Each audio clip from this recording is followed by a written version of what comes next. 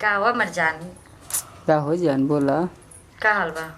हाल तो ठीक है बा, अब तहरा नहीं खे। काहे हमरा नियन नहीं खेबो? कैसे कहीं तारा नहीं है। ये हमरा ठीक नहीं खिलाओ तो न क्यों आओ ना। अरे तो हम तो चाहते बनी तू हो आ जा हमारा भीरी है। सच्ची? सोची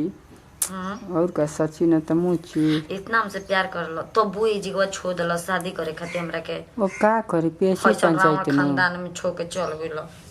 हम चाहे तो कि जान ला राम ओढ़ा के बाघ हो के का हो। बोली जी का हम बोली तू बोला ना। हमार तो जेने सुता तनी उठा तनी बैठा तनी सिर्फ तू ही नजर आवत रहो। हम का कहीं सुना ना एक बार भेंट करे के। आजा आजा आजी पक्का पक्का। ठीक है बा पक्का एक बार शाम के आई मैं। शाम के कैसे ही एगो हम मरद बाटे कैसे ही अरे तो मरद का करी। ठीक बाटे ठीक हो तरा मरद का करी। हां ऐसे ऐसी कोई जी तो मरद का हमर जान क्या कर सकते हो फोन मैं हेलो देखे मैं हिया। हेलो आई मैं ही तोर है। हां जी मैं हिया। देखी मोबाइल बा ठीक बा रखा तनी हो जाइन। I love you. हेलो अरे भैया आई लव यू कहता है के कहता है कि हमारे माई की चाचा हूँ हम। हाँ करे कहे झूठ बोलता है हमारे सरा करे। आई मम्मी आई अदरा जी अरे छोड़ी जा तो कहता है कि हमारे माई ही है। आई माई रे माई आई लव अरे तो ओए रे माई हाँ अरे माई रे माई और झूठ बोल आज के बाद ओ हियो तवा हाँ और झूठ बोल बे। छोड़ के छोड़ चल इस बात जो जैसे निकल हम उतारे के नहीं चाहत जो जैसा निकल ले चल निकल छोड़बो कि ना छोड़बो? निकल आज के बाद जाई मत हमरा घरे। हम नहीं के चाहत हमरो शौक नहीं के तारा घर में रही। जो घर बाटे जो तोर लेखा आदमी के काम नहीं निकल ले जल निकल ले जला जाइल भी जा। ये झूठ कतना हमर से बोलती है बतियावती है कोनो से करा मतलब ये। अच्छा बापे बापे को दामाद हमार बड़न तो उन करा ना तनी फोन करे के मन करला ना तनी बतियाए के मन करला ना कुछ ऐसा बाड़न की माने ड्यूटी करियन त का ड्यूटी करतनी 2 दिन से फोन करतनी फोन कन उठावत। कितना सुंदर बाड़न बियाही में हमरा परिचित घर कितना बढ़िया लागत रहन मन करत रहन कि हम उनका के परिचित ना अपने बना ली दूल्हा का करी। अब बेटी के माने मेथी रहला ये के चलते ना तो हम बियाह कर देती थोड़े। इतना सुंदर बाड़न हमार दामाद सावर तो बड़ा लेकिन बड़ी सुंदर लागेलन। ज्यादा उनका भी फोन करतनी ये बेर हम फिर ना उठैन नून जब उनकर ना बतिया करे तो आदत कह के लगोलन। पहले कहस कि सास जी हम सब रोग करम घंटी तो जाता काटो तरम तो फिर से करो। हेलो हेलो हाँ हाँ जी काजी रोआ तो कहत रहनी हाँ कि माने हम रोआ के जिंदगी भर साथ देहब ये साथ नु बानी ना रहो सकते हम खबर हो फोन नहीं की उठावत ना फोन करत तनी ना कुछ बताई। अरे का करी महाराज है जरा रही बेटी है जे कलह कइले बड़ी है दिमाग खराब कइले बड़ी अलगे हुए बात रोत जब देखो तो बेटी बेटी बेटी रोआ बेटी के फेर में रहनी रोज हमेशा। अरे रहुआ का जन्म रहुआ तो ओइजन बनी जे रहती तब नु जनती रहुआ का जे करत तरी माने का हो गुलाब का हो गई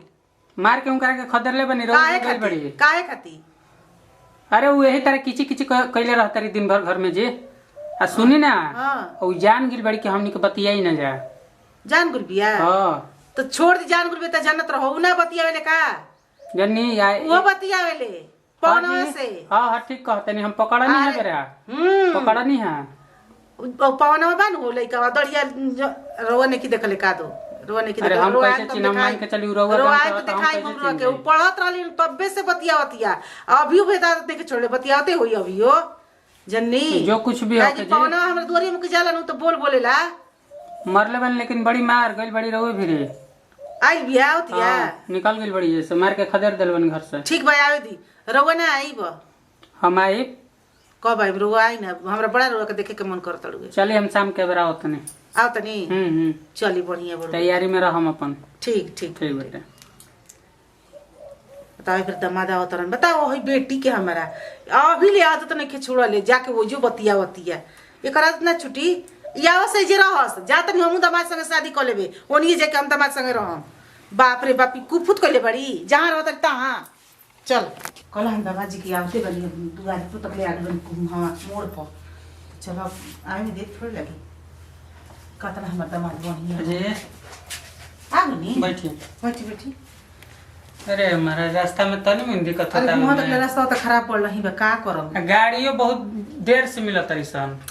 जान तनी जो बहुत गाड़ी के बहुत प्रॉब्लम ला बहुत ज्यादा प्रॉब्लम है ई गांव में गाड़ी ना आवे देन बहुत दिक्कत होला बुझाइल हमरा वैसे ना चाहिए बताई लड़की आइल है कि ना रहो आइल बिया आई भैया हां वो आइल बिया जान तनी अभी कहां अभी लगता है 1.5 घंटा होता ओकरा आइला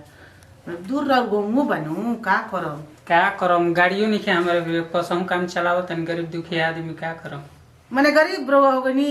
गरीब कहाला गरीब के बोली ह मने ई सोच के काहे मने बोला तनी कि हम कुछ मांगब करो से अरे मांगला दमाद है तो हम लोग के देबे करम लेकिन दमाद वाला रिश्ता नहीं क्या हमारी संग है ठीक बा ओरे उ तो हम तो जानते बनी महाराज जी काहे वाला बात बा हमने क्या जैसे बटे ये रिश्ता बुचिया ए सोना पानी पिए के मंगवाए अरे ना ना पानी में ना अरे जीजा कौन लगती जीजा अरे पैर न छुए के चल ठीक मैंने कहा है बुलाइए गल बाना साहब के सर कहतन अरे ऐसा कोनो बात नहीं हम भुलाए पानी में पिए के लिया तनी बतियाई ना जीजा से अच्छा ठीक है बतिया ला तू ही बतिया ला तुझे से हम जानते बानी कि तू पी निकले जा दम ना पानी काहे का पी के लिए रे बोले नहीं सर कोनो तो हमरा दिमाग गरम हो जाला रोज से और जनमी सब बताई रो कहे तो तुरे ब्लॉग बढ़िया से बढ़ जाई रुआ अरे ठीक बटे महाराज पहले से लेकिन लोगो एकदम चिकन आ गेल बनी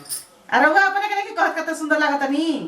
बस सही तब का रोज देखी तो हई अच्छा है हम उठी दे नहीं तो नहीं उठी रो पेने बनी ना हां जी कितना सुंदर हाथ पैर लागत रुए एकदम रो हाथ पैर लड़की नहीं लागेला कुछ वो कहीं रुआ बे महाराज अब ऐसा न मत कही रहुओ देखी तो है कितना सुंदर लागत माने अपन ही रो रहुआ के फीका बटे हमर देख ली ना ऐसा बात नहीं के पीका के बड़ू है कितना सुंदर हाथ पैर लागत रुए एकदम लड़की लेखा लागे का कहीं हम बहुत रहुआ अफसोस अब लागी ना कहो ऐसा बतियावे न कि हमरा कुछ बोलिए ना जाला कहीं लेकिन की का करते रे भाई तोरा शर्म लागत है अब तो हरो लागत है ना आए हमरा के भगा के आके तो ठंडा लागिलो तने पिटेले से भी तोर दिमाग ना खुलल मां करे से बियाह करे के रहा त हमरा के बियाह करके काहे लिया गेलो तना पिटेले से तोर दिमाग अब नहीं के काम करत फिर पिटे राव दिमाग लेके काम करत ऐसे ना हमरा पाछ रंग लगा के भेज दनी अपने दूध के धोल बनी का आ तेरे माई तोरो ला शर्म बाकी नहीं थे बोल ना कौन बोल पूछले नहीं जब तोरे तने आग बिगल है कुछ मैंने कहा जी बियाह करके चल गेली का बोलिए जब तोर जीजा के हाथ में हाथ डाल के बात कर अच्छा अच्छा बताओ का बात करत रहो बेटा दामाद में का अंतर पड़ू है अरे मैं तो लास्ट में पागल ना आ का हो जीजा तारा ना बुझला बताओ तनी इनकारा से हमरा कोनो मतलब नहीं है ठीक अब तो है हमरा ना कहां मतलब है ठीक हो बाटे तो बाटे खुलियाम बनी हम बाटे और ये बच्चे देख ले घर मां हो गई चलिए रुपया करे चल चलिए उन्हीं से हम अपन सब कहीं लोग आप हसन मां तारी मोर छाव आग लगे जोर जाओ बेटी के कैसे जिंदगी बर्बाद कर देलस देख ले लेना बुचिया बता मुंह देखै ले छोड़ सतेलियो मायना रहली अपन जन्म देले रहली तनको शर्म लागता ऐसे नु जीजा तोरा पांच रंग लगा के घर से निकलन उनको चक्कर है बुढ़िया के साथ रहल नतिया ऐसे ही मरी जाए दे ना मर जी बुढ़िया कुछ दिन में तो खुद हुए मरी मर दे ऊपर पड़े ना के बताओ मतारियों के कैसे काम कैलस या कितना खराब लागता एक नंबर की दुष्ट भी मतारी भी ऐसा मतारी मर जसन बिला जसन हे भगवान हम कौन गलती कैले रही जम के ऐसा कमीना मरद देला इतना खराब इंसान बटे सही गाला बताओ ना हम अपना मर्द के धोखा देनी दूसरे ले बतियावत रहनी तो वो तुरंत दूसरे ले बतियावत रहला हमारा मर्द के नहीं के बुझाते कम से कम ये तो मतारी रहे करे तो समझ में आवे कि चाहिए कि ऐसा ना करे कि चाहिए बेटी संगे है कि नहीं कैसे कह देलस ये बोल कि अपने शादी कर ले रहते हमारी जिंदगी गाय बर्बाद कैलस ये भगवान बहुत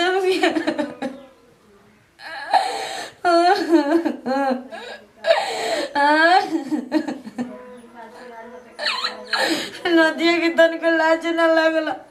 कैसे कहते कि खुलियाम जतने बियाह करे जोरे नदिया हुए मोटकी के लेके राज कर ओ करे के हमर मातारी या दुश्मन या वैसा मातारी साथ कर मुदाइयो के भगवान मत दियो वैसा मातारी मरसन करे ओने ऊपर पड़सन जल जाऊ भी तोर के हे भगवान सौतेलियो मतारी ऐसे ना करिए ऐसे लेकिन ये अपन मतारियों की कैसे कैलस बाबू के ऐसे ना बाहर भेज दिलस कि जाओ बड़ो बाहर आ कहत रही कि दिन रात काहे बतियावत लेकिन हम ना केयर करत रही भगवान लेकिन आज बहुते बुझाता नतिया के करना में